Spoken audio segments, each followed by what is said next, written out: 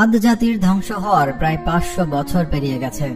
তাদের অবর্তমানে রাজত্ব এখন সামুদ জাতির হাতে। শক্তিতে ক্ষমতায় তারাও কোনো অংশেই কম নয়। লোকমুখে এখনো তরতাজা আদ জাতির ওপর পতিত গজবের কথা। তবু তাদের অহংকার আর অজ্ঞতা তাদেরকে বিপথে নিয়ে গেল।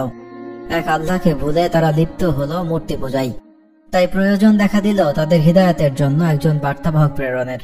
আল্লাহ তাই প্রেরণ করলেন তার বান্দা সালেহ আলাইহিসসালামকে। অন্য সব নবী রাসূলদের মতোই সালেহ আলাইহিসসালাম অবিরত তাওহীদের দাওয়াত দিয়ে যেতে লাগলেন। সমাজের দুর্বল ও নিচু শ্রেণীর লোকরা তার দাওয়াত কবুল করে নিল, কিন্তু নেতারা যথারীতি অস্বীকার করে বসল। তারা অবাক হয়ে বলল, আমরা কি বাপদাদার ধর্ম বাদ দিয়ে আমাদেরই একজনের ধর্ম অনুসরণ করব? সালেহ আলাইহিসসালাম বারবার তাদের বোঝাতে লাগলেন, কিন্তু তারা প্রতিবারই অস্বীকার করল। তাদের অহংকার তাদের বিবেকের বিরুদ্ধে জয়ী হল। অবশেষে কাফির নেতারা সিদ্ধান্ত নিল তারা সালেহ আলাইহিসসালামের কাছে এমন আবদার করবে যাতে তিনি মিথ্যাবাদী প্রতিপন্ন হন। তারা আবদার করল তাদেরকে যেন কাতেবা নামক পাহাড়ের পাথরের ভেতর থেকে 10 মাসের গর্ভবতী, স্বাস্থ্যবান, সবল ও সুদর্শন এক উট বের করে এনে দেওয়া হয়। যে পাহাড় শুধু শক্ত পাথরের তৈরি, তাতে কোনো গাছ নেই, পানি নেই, প্রাণের অস্তিত্ব নেই। তারপরও সালেহ আলাইহিসসালাম বললেন, তাহলে কি তোমরা ঈমান আনবে? যদি না আনো তবে কঠিন শাস্তি ভোগ করতে হবে। তারা প্রতিজ্ঞা করল তারা ঈমান আনবে। এবার সালেহ আলাইহিসসালাম নামাজে দাঁড়িয়ে গেলেন। দোয়া কবুল হলো। কিছুক্ষণের মধ্যেই পাহাড় কাঁপতে শুরু করলো এবং এক বিরাট পাথর বিস্ফোরিত হয়ে তার ভিতর থেকে কওমের নেতাদের দাবির অনুরূপ একটি গর্ভবতী ও লাবণ্যবতী তরতাজা সুন্দরী উট বেরিয়ে এলো। অবাক বিস্ময়ে এই দৃশ্য দেখে নিজের চোখকেই বিশ্বাস করা কঠিন হয়ে গেল। মানুষের মধ্যে অনেকে ঈমান আনলো, কিন্তু নেতারা বরাবরের মতোই অস্বীকার করলো। বরং তারা উল্টো জিজ্ঞেস করলো, আমরা তোমাকে ও তোমার সাথে যারা আছে তাদেরকে অকল্যাণের প্রতীক মনে করি। তুমি যে বিরাট জাদুকর, এতে আর কোনো সন্দেহ নেই। নেতাদের এরকম অঙ্গীকার ভঙ্গ করা দেখে নবী সালেহ আলাইহিসসালাম আল্লাহর গজবকে ভয় করার কড়া হুঁশিয়ারি দিলেন।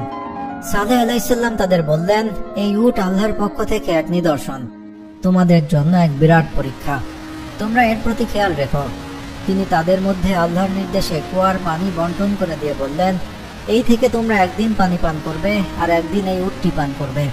এই উটের সাথে কোনো খারাপ আচরণ করো না, তাহলে আল্লাহর গজব আসতে আর কোনো বাধাই থাকবে না। ভয়ে ভয়ে সামুদবাসী এই নির্দেশ মেনে চলল অনেক দিন। উটটি যেদিন পানি পান করত সেদিন কুয়ার পানি শেষ হয়ে যেত। এজন্য আল্লাহর নির্দেশে হযরত সালেহ আলাইহিসসালাম পানি বন্টন করে দিয়েছিলেন। বস্তুত এটা ছিল তাদের জন্য সর্বশেষ পরীক্ষা। অবশ্য উটটি যেদিন পানি পান করত ওই দিন লোকেরা উটটির দুধ পান করতে পারত এবং এত পরিমাণ দুধ পাওয়া যেত যে বাকি দুধ দ্বারা তারা তাদের সব পাত্র ভরে নিতে পারত। এত দুধ পাওয়ার পরও তারা আল্লাহর প্রতি খুশি থাকতে পারল না। তারা একদিন পানি না পাওয়াকে অসুবিধার কারণ হিসেবে গণ্য করল এবং সম্মিলিতভাবে এই সিদ্ধান্ত গ্রহণ করল যে তারা উটটিকে হত্যা করবে। এর ফলে তারা উটটির কবল থেকে নিষ্কৃতি পাবে এবং সমস্ত পানির ওপর তাদের পূর্ণ কর্তৃত্ব প্রতিষ্ঠিত হবে। পরিকল্পনা মোতাবেক তাদের মধ্যকার মিশ্রা নামক ব্যক্তি, যে পূর্ব থেকে ওত পেতে বসেছিল, সে একটি তীর উটটির দিকে ছুঁড়ে মারে। তীরটি উটটির পায়ের গোছা ভেদ করে চলে যায়। কিদার বিন সালিফ নামক এক ব্যক্তি অগ্রসর হয়ে তলোয়ার দিয়ে আঘাত করে উটটির পা কেটে দেয়। সাথে সাথে বিশাল দেহী উটটি মাটিতে লুটিয়ে পড়ে এবং বিকট শব্দে চিৎকার দিয়ে ওঠে। চিৎকারের মাধ্যমে সে মূলত তার বাচ্চাকে সতর্ক করছিল। কিদার পুনরায় বর্ষা দিয়ে উটটির বুকে আঘাত করে এবং তাকে হত্যা করে।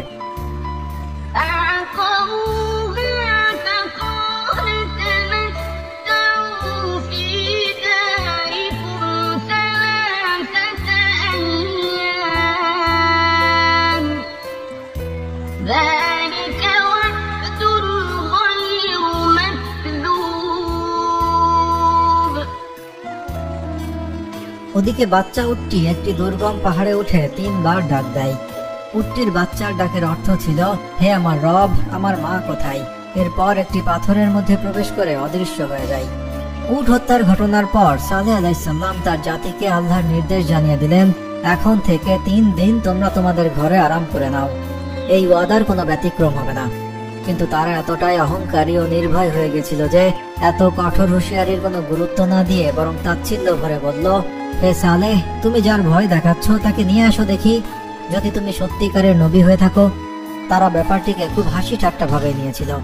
তারা বলল, আমরা জানতে চাই এই শাস্তি কিভাবে আসবে, কোত্থেকে আসবে, এর লক্ষণ কি হবে।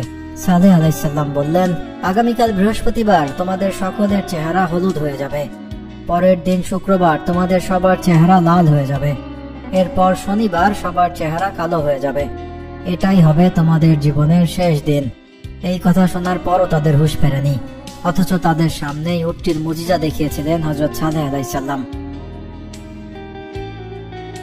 দুর্ভাগা সেই জাতি আল্লাহর কাছে তওবা করে ক্ষমা প্রার্থনার পরিবর্তে স্বয়ং সালেহ আলাইহিসসালামকেই হত্যা করার সিদ্ধান্ত নেয়।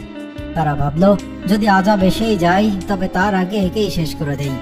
উটটিকে হত্যার মাধ্যমে কূপের পানির ওপর যেমন আমাদের কর্তৃত্ব প্রতিষ্ঠিত হয়েছে, নবীকে হত্যার মাধ্যমে তেমনি সমস্ত বিবাদ দূর হয়ে যাবে, কেননা এর নবুয়তকে অস্বীকার করার কারণেই গজব আসছে।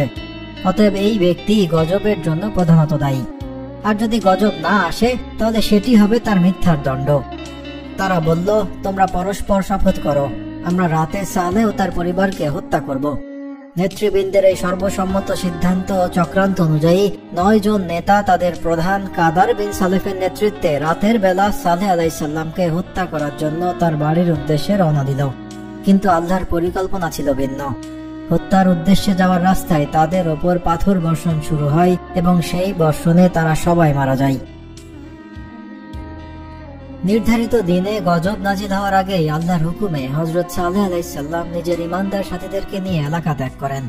হযরত সালেহ আলাইহিসসালামের ভবিষ্যৎবাণী অনুযায়ী বৃহস্পতিবার ভোরে অবিশ্বাসী কওমের সকলের চেহারা গভীর হলুদ বর্ণ ধারণ করল, কিন্তু তারা ঈমান আনল না কিংবা তওবা করল না, বরং উল্টো হযরত সালেহ আলাইহিসসালামের উপর চটে গেল এবং তাকে হত্যা করার জন্য খুঁজতে লাগলো। দ্বিতীয় দিন সবার চেহারা লাল এবং তৃতীয় দিন কালো বর্ণ ধারণ করলো। তখন সবাই নিরাশ হয়ে গজবের জন্য অপেক্ষা করতে লাগলো। চতুর্থ দিন রবিবার সকালে তারা সুগন্ধি মেখে প্রস্তুত হয়ে অপেক্ষা করতে লাগলো কি শাস্তি ও কি আযাব নাজিল হয় তা দেখার জন্য। তাদের কোনো ধারণাই ছিল না তাদেরকে কি করা হবে এবং কোন দিক থেকে আযাব আসবে।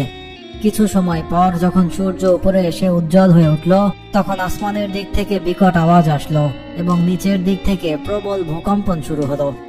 এত কঠিন শব্দ এর আগে পৃথিবীবাসী কখনো শোনেনি, যার প্রচন্ড আওয়াজে সবার কান ফেটে গেল।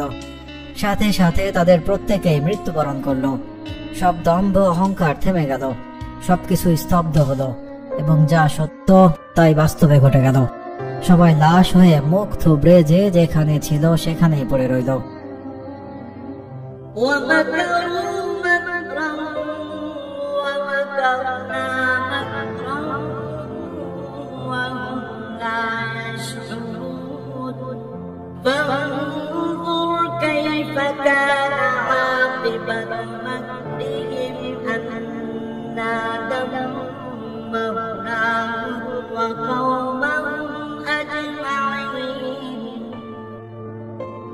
অবশেষে সামুদ নামে আর কোনো জাতির অস্তিত্ব রইল না, অথচ অহংকার ভুলে তারা যদি সত্যি সত্য বাণী মেনে নিত।